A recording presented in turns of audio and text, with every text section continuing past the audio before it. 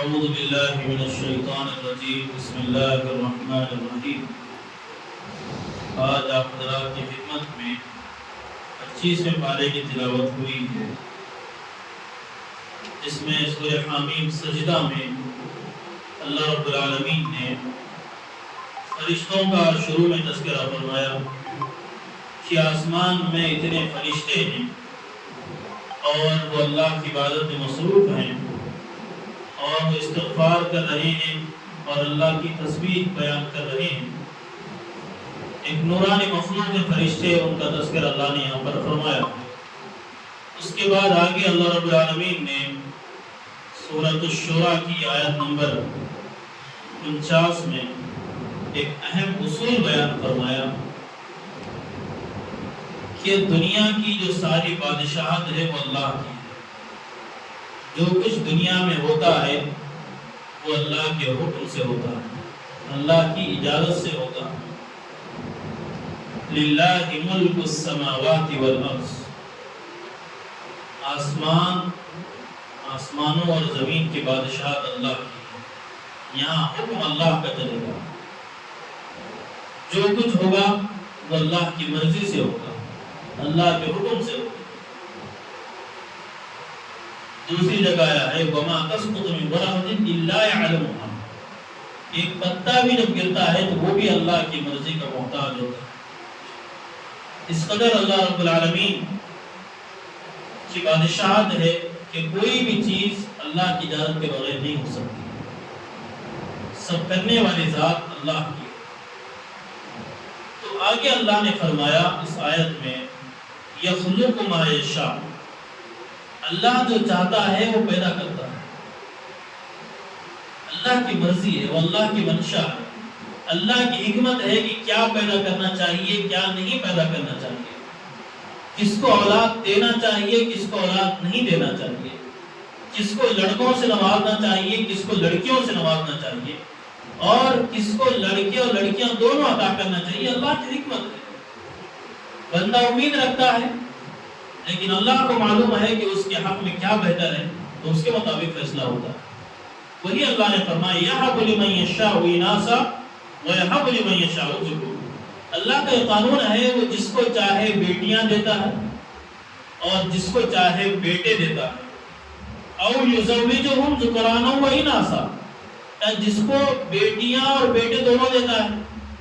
وَيَجْعَلُ مَن يَشَاءُ عَقِيمًا، اور جس کو چاہتا ہے بانجھ رکھتا ہے، بے اولاد رکھتا ہے۔ انہ علیم قدیر، اللہ خوب جاننے والا ہے کہ کس کو بیٹیاں دے تو بہتر ہے، کس کو اگر بیٹے دے تو بہتر ہے، کس کو دونوں سے نوازے تو بہتر ہے، اور کسی کو بغیر اولاد کے رکھے تو بہتر ہے۔ اللہ جانتا ہے، علیم، اللہ خوب جاننے والا ہے کس کے حق میں کون سی چیز بہتر ہے۔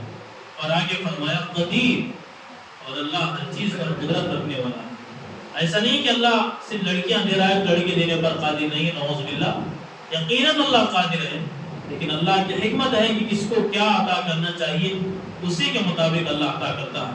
تو سب سے پہلی بات جو اللہ نے شروع فرمائی ہے وہ یہ ہے کہ جس کو چاہے بیٹیاں دیتا، تو اللہ نے بات کی شروعات بیٹیوں سے کی ہے۔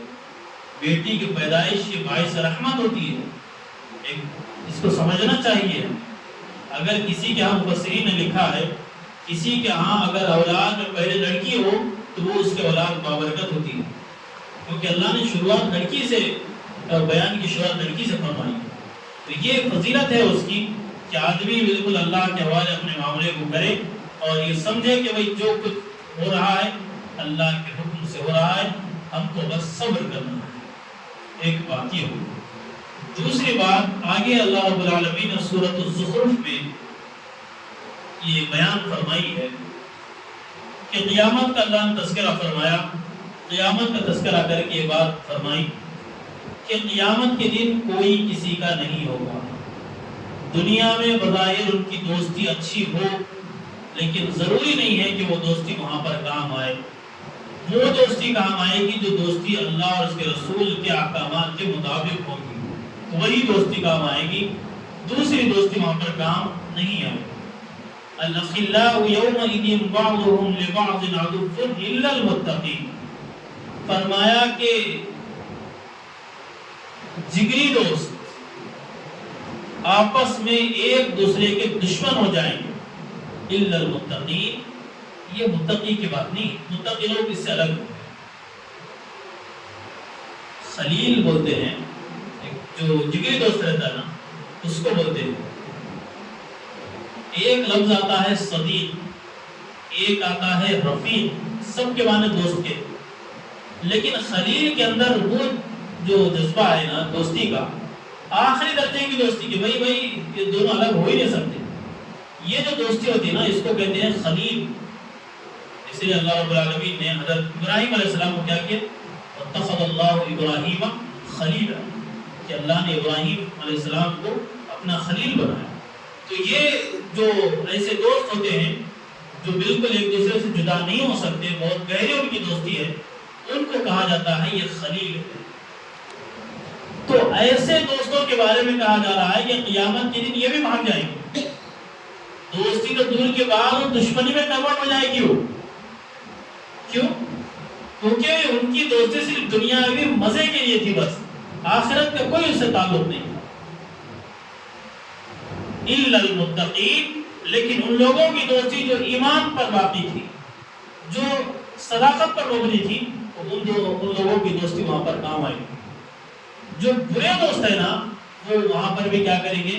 وہ نقصان کا باعث بنیں گے۔ ایک 19 پارے کی آیت ہے کہ یوم یعض الظالم علی یدیہ یقول یا لیتنی اتخذت مع الرسول سبیلا، کہ بندہ کل افسوس کرے گا برے دوست بنانے والا کہ کاش میں برا دوست نہ بنایا ہوتا تو آج یہ نوبت مجھے دیکھنے کو نہ ملتی۔ وَضَلَّنِي عَنِ الذِّكْرِ بَعْدَ إِذْ جَاءَنِی، اس نے مجھے اللہ کے ذکر سے غافل کر دیا، دور کر دیا، اللہ سے دور کر دیا۔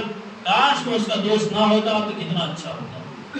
اب سوال یہ ہے کہ دوستی جب ہو تو دوستی کیسی ہو،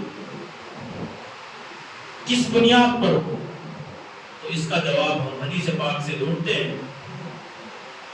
مسند بزار کتاب حدیث پاک کی، اس میں ہے نبی اکرم صلی اللہ علیہ وسلم نے ارشاد فرمایا کہ دوست کی علامت کیا ہونی چاہیے، کہ کیسے لوگوں کو دوست بنانا چاہیے، دوست کیسے لوگوں کو بنانا چاہیے۔